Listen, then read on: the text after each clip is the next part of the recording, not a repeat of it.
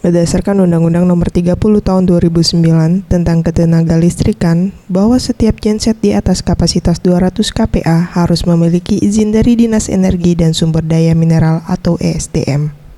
Menurut Kepala Bidang Listrik dan Pemanfaatan Energi Dinas ESDM Sumsel, Irwan Saragi, yang ditemui Senin 23 November 2015 mengatakan, dari data yang diterima pihaknya, mayoritas pemilik genset, baik itu instansi pemerintah, swasta, maupun perseorangan tidak memiliki izin operasi, sementara untuk kepemilikan genset 200 kPa, hanya 30 perusahaan di Sumsel yang bergerak di bidang perhotelan, pertambangan, dan perkebunan telah memiliki izin operasi.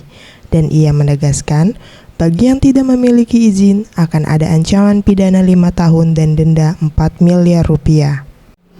Jadi semua genset sesuai Undang-Undang nomor 30 ini tahun 2009 harus ada izinnya untuk kapasitas di atas 200 ya, 200 kVA.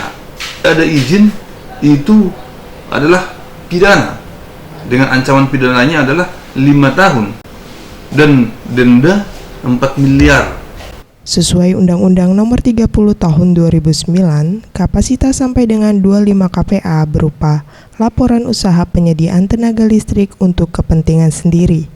Untuk genset daya 25 hingga 200 kPa harus mendapatkan surat keterangan terdaftar dari Dinas ESDM dengan masa berlaku sampai genset tersebut rusak. Sementara genset di atas 200 kPa harus memiliki izin operasi dari Dinas ESDM dengan masa berlaku 5 tahun.